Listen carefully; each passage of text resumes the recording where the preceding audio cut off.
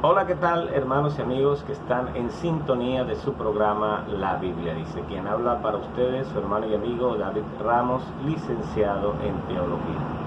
Vamos a ir a la palabra del Señor, en el nombre del Padre, del Hijo y del Espíritu Santo. Vamos a leer en Segunda de Tesalonicenses, capítulo 2 en adelante. El título que le dieron los traductores es Manifestación del hombre de pecado. El hombre de pecado es el anticristo. Dice la palabra del Señor con respecto a la venida de nuestro Señor Jesucristo y nuestra reunión con Él en el cielo. Os rogamos, hermanos, que no os dejéis mover fácilmente de vuestro modo de pensar, es decir, que no nos cambien la doctrina, ni os conturbéis ni por espíritu, ni por palabra, ni por carta, como si fuera nuestra. Es decir, que no se dejen engañar por si alguien trata de hacerse pasar por Pablo o por algún predicador o apóstol o líder de la iglesia primitiva. Dice, nadie os engañe. Dice, nadie os engañe de ninguna manera, pues no vendrá sin que antes venga la apostasía y se manifieste el hombre de pecado, el hijo de perdición, el cual se opone y se levanta contra todo lo que se llama Dios y es objeto de culto. Es decir, el anticristo pues va a solicitar que adoren la imagen, que se coloquen el sello de la bestia, que es el 666, y va a pedir que lo adoren a él y que rechacen a Dios del cielo. Dice, tanto que se sienta en el templo de Dios como Dios, haciéndose pasar por Dios. Es decir, él va a decir, yo soy el Dios de vuestros padres, yo soy el Dios de la Biblia, aunque todos saben que eso es falso. Pero los líderes de la época les van a creer, porque va a estar la manifestación también del falso profeta que va a validar al anticristo como el Mesías. Es decir, el anticristo va a ser un líder político, pero también va a ser el Mesías esperado por los que no creyeron en Jesucristo. Entonces dice que él se va a sentar en el templo de Dios, que va a estar en el templo de Dios y va a hacerse pasar por Dios. Dice, no os acordéis de que cuando yo estaba todavía con vosotros os decía esto, y ahora vosotros sabéis lo que lo detiene, a fin de que su debido tiempo se manifieste. Ya está en acción el ministerio de la iniquidad, solo que hay quien al presente lo detiene, hasta que él a su vez sea quitado de en medio, y entonces se manifestará aquel impío, a quien el Señor matará con espíritu de su boca, y destruirá con el resplandor de su venida. Entonces ahí estamos leyendo acerca de el anticristo. Eso aparece en Segunda de Tesalonicenses capítulo 2. Entonces el tema en el día de hoy, hermanos, es el anticristo. No me voy a detener en los textos bíblicos, porque quiero que ustedes puedan tener la enseñanza completa, pero sí vamos a estar mencionando los textos para que después ustedes con calma lo puedan leer, ya que esto es un estudio bastante extenso y difícil de comprender. Entonces, ya hay un consenso por parte de todos los cristianos fundamentalistas, es decir, todos los que creemos en que vamos a ser arrebatados antes de la gran tribulación. Hay un consenso acerca del orden en que van a suceder las cosas. Primeramente, estamos en el tiempo de la espera, en el tiempo de antes de la tribulación. Estamos esperando el arrebatamiento. Y en este tiempo pues se está manifestando la apostasía, dice la palabra de Dios. Y hay señales, pero aún no es el fin. Aún no es el fin, dice Mateo capítulo 24. Entonces, el orden es que lo primero, que es lo que nosotros estamos esperando que ocurra, es el arrebatamiento de la iglesia. Cuando ya todas las señales se hayan cumplido y el Señor, Dios Todopoderoso, dé la orden a Jesucristo que venga por su iglesia, entonces ocurrirá lo que se conoce como el rapto, que la palabra rapto no aparece en la Biblia, aparece es arrebatamiento, que uno será tomado y el otro será dejado, y nos encontraremos en el aire con el Señor Jesucristo, con los muertos en Cristo que han resucitado primero.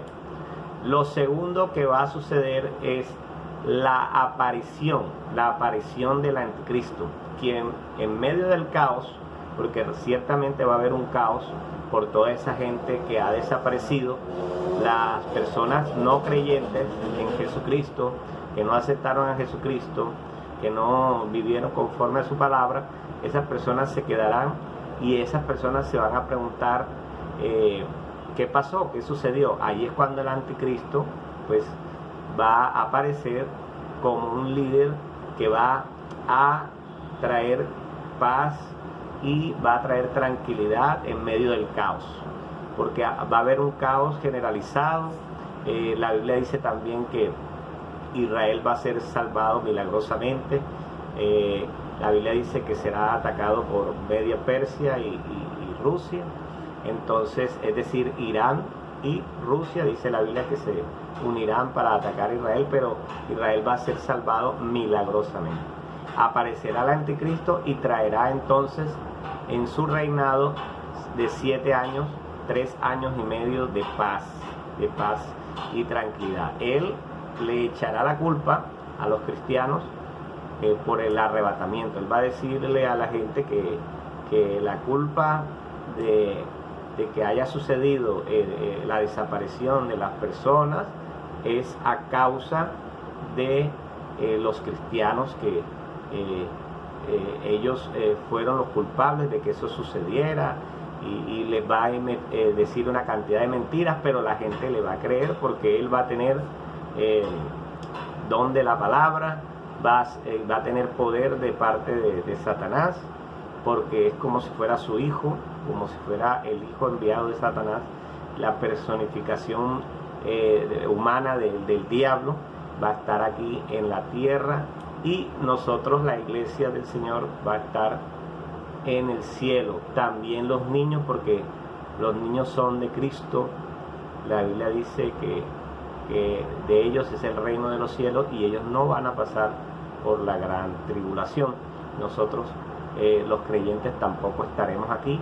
Aquí estarán los creyentes que fueron incrédulos a la palabra de Dios, que creyeron por un tiempo pero después se apartaron. Ellos se quedarán, pero ellos tendrán su última oportunidad al confesar a Cristo y dejar que o morir por causa de Jesucristo. Entonces, lo cuarto que sucederá es el regreso de Jesucristo, ya por tercera vez, pero ya no viene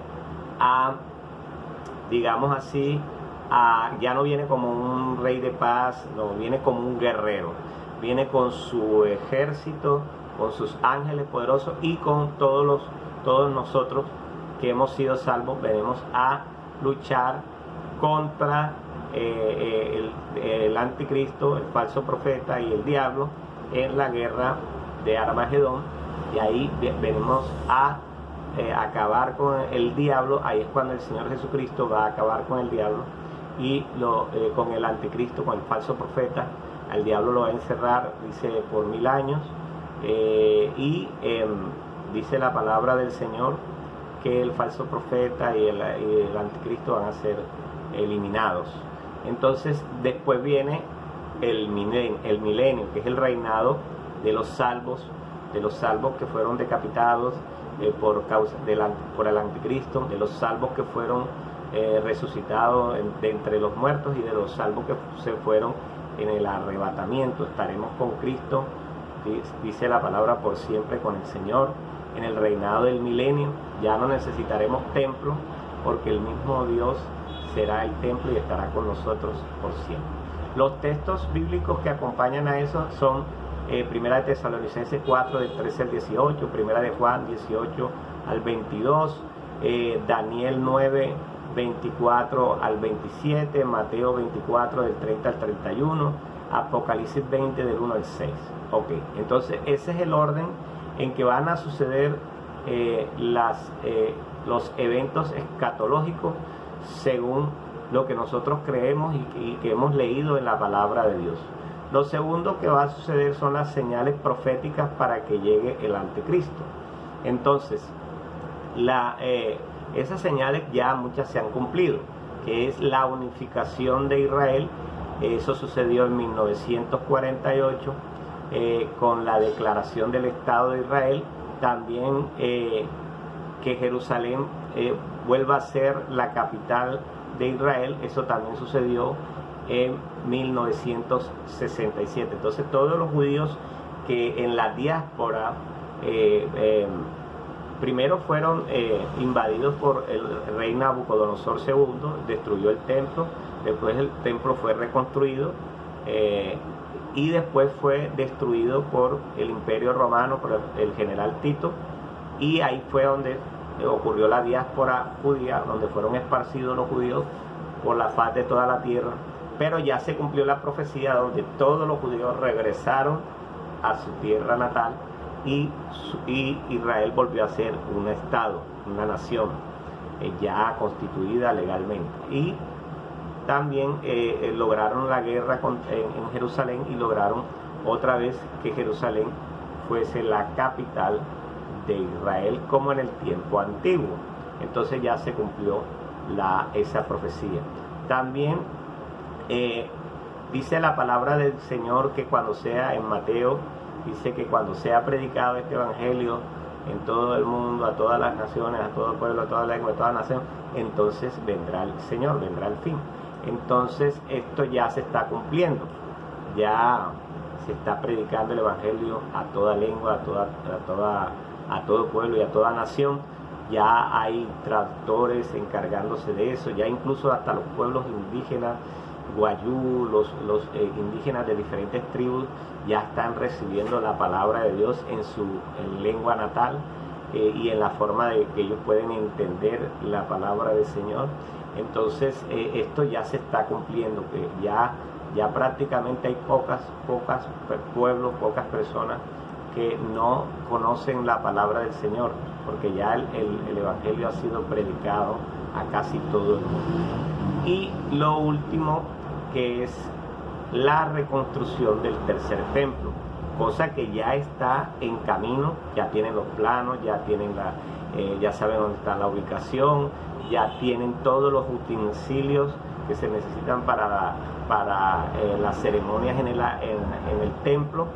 Ya hay un comité en Israel encargado de la reconstrucción del templo y tienen todo lo que necesitan para reconstruir el templo. ¿Qué falta? Que hay una mezquita árabe ahí que se dice que es el lugar más sagrado del Islam. Entonces y allí en esa posición es donde debería estar el templo de Israel, el templo de los judíos. Pero entonces, para que se pueda construir ahí tendría que haber un permiso de los pueblos árabes para que pudiese entonces reconstruirse el templo. Pero eso va a ocurrir, no se sabe cómo va a pasar, pero el anticristo lo va a lograr la reconstrucción del templo, y va a ser rápidamente, porque él dice la Biblia que se colocará en ese templo, y en ese templo se cumplirá nuevamente la abominación desoladora que habla la palabra de Dios, que es una persona inmunda se coloca en el templo de Dios. Entonces lo tercero es que la palabra de Dios dice que se va a mencionar entonces el anticristo en el Antiguo Testamento y en el Nuevo Testamento. El anticristo se menciona en el Antiguo Testamento, en Daniel 7, del 7 al 8, dice: después de esto vi una visión nocturna, una cuarta bestia terrible, espantosa y muy diferente a las demás. Tenía 10 cuernos y entre ellos salieron otro cuerno más pequeño que derribó a 3 de los cuernos. Como tenía ojos como los de humano y su boca se hablaba con arrogancia. Y está hablando del anticristo. Daniel 8, 23 al 25. Ustedes pueden en su casa, pueden leerlo. Yo le estoy dando como un orden de todas las cosas para que usted pueda estudiarlo bien. Aquí está Ezequiel 38, del 1 al 23, donde también habla acerca del anticristo. Dice que la palabra del Señor vino a mí: hijo de hombre, profetiza contra Gog y el jefe de Meset de Tubal. Entonces ahí está hablando también del anticristo, de las guerras que van a suceder. También podemos ver en el Nuevo Testamento donde habla acerca del anticristo. En Primera de Juan 2, 18 al 22, que dice: queridos hijos, es el último tiempo, como ustedes han oído, el anticristo viene, y ahora viene, ya que muchos anticristos, por eso sabemos que es el último tiempo. Salieron de nosotros, pero no eran de nosotros. Si hubieran sido de nosotros, habrían permanecido con nosotros, pero salieron para que se revelara que no todos son de los muertos. Entonces ahí en la palabra del Señor dice que el anticristo viene, pero que muchos anticristos han salido incluso de la misma iglesia del Señor. Pero entonces, ¿qué es lo que sucede? Está en la manifestación del espíritu del anticristo, que es como la preparación del mundo para la llegada de la personificación del anticristo. Porque el anticristo es precisamente eso: contra todo lo que está a favor de Dios. Es decir, el anticristo, todo el que está en contra de Cristo y de su palabra, está bajo el espíritu del anticristo. Pero no es el anticristo, no es la personificación humana del anticristo, está siendo influenciado por el espíritu del anticristo. Entonces por eso dice: queridos hijos, es el último tiempo, como ustedes han oído, el anticristo viene. O sea que está hablando de que va a venir la personificación del anticristo. Pero también está hablando dice, el anticristo viene, pero también dice: y ahora hay muchos anticristos. Ustedes de pronto con esas palabras nos podemos confundir, pero en realidad lo que quiere decir es: el anticristo viene, quiere decir es que estamos, el mundo está esperando la venida del Mesías, pero el Mesías ya vino. Ese Mesías que está esperando el mundo es el anticristo. Y ahora ya hay muchos anticristos. Ahí está hablando del espíritu del anticristo, que usa a personas para ir en contra de Dios y su palabra. Pero esas personas no son el anticristo personalizado, no, son personas influenciadas por el espíritu del anticristo, que está preparando el terreno para la llegada del anticristo. Entonces, para que no haya error ahí. En Primera de Juan 4, del 1 al 3, también habla acerca del anticristo. En Segunda de Tesalonicenses 2, del 1 al 12, también habla acerca del anticristo. En Apocalipsis 13, del 1 al 18, es un texto muy conocido. Dice: vi una bestia que salía del mar con 10 cuernos y 7 cabezas. Ahí también estaba hablando acerca del anticristo. Entonces vemos como en el Antiguo Testamento ya se venía hablando en sombra del anticristo, de su llegada también, así como se hablaba de la llegada del Mesías, de Jesucristo, también se hablaba de la llegada del que iba a estar en contra de Cristo, que era el anticristo. Y en el Nuevo Testamento se habla escatológicamente acerca de su llegada, que va a llegar y que se va a manifestar. Entonces está también acá lo que es como número 4 en el orden que tengo para explicar bien todo acerca del anticristo, que es la Trinidad satánica. Así como nosotros predicamos que tenemos un Dios en 3 personas, el Padre, el Hijo y el Espíritu Santo, Dios Padre, Dios Hijo, Dios Espíritu Santo, entonces también el enemigo, Satanás, el diablo, también tiene su Trinidad, que es Satanás, el falso profeta y el anticristo. Entonces Satanás hace como la personificación del Dios diabólico, pues, de la tierra, y el falso profeta hace la personificación del espíritu del anticristo, y el tercero, que sería el anticristo, que hace la personificación del hijo del diablo, del hijo de Satanás, que viene ya personificado para hacer la obra del diablo. Entonces, en la teología cristiana se considera que Satanás es el principal enemigo de Dios y de la humanidad. Entonces, ya sabemos que Satanás tiene su Trinidad también, que es Satanás, el falso profeta, que es un personaje que se menciona en el libro de Apocalipsis, el falso profeta que va a validar al anticristo. Es decir, él va a salir de entre las entrañas de los líderes religiosos de las religiones más poderosas y más grandes del mundo, como es la religión judía, la religión árabe y la religión católica. Entonces de esos 3 grandes líderes religiosos saldrá el falso profeta. No está todavía el falso profeta, porque el falso profeta va a salir en el momento que el anticristo llegue, para convalidarlo, para decir si realmente hemos estudiado, hemos visto las señales y hemos leído la Biblia, y este hombre es quien nosotros esperábamos como el Mesías de toda la humanidad, porque ya no van a decir que es el Mesías de los judíos ni de los árabes, no, van a decir que es el Mesías de toda la humanidad. Entonces ese líder religioso va a validar al anticristo, para que él pueda entonces hacer su liderazgo, un liderazgo unificado, cumpliéndose el cumplimiento de la profecía de Babilonia, pues, que él va a unir a todo el pueblo, así como se unieron para construir la torre de Babel. Entonces él va a unir a toda la humanidad, pero en contra de Dios y de su palabra.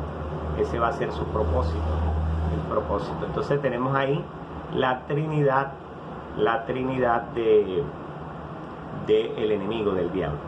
Como quinto, también podemos ver que la iglesia y los niños no van a pasar por la gran tribulación.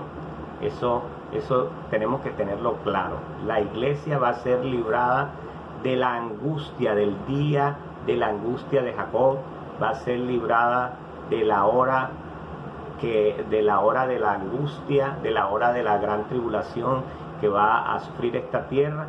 Entonces, en la Biblia se describe que la gran tribulación es un periodo de sufrimiento, pero no se menciona específicamente la participación de los niños.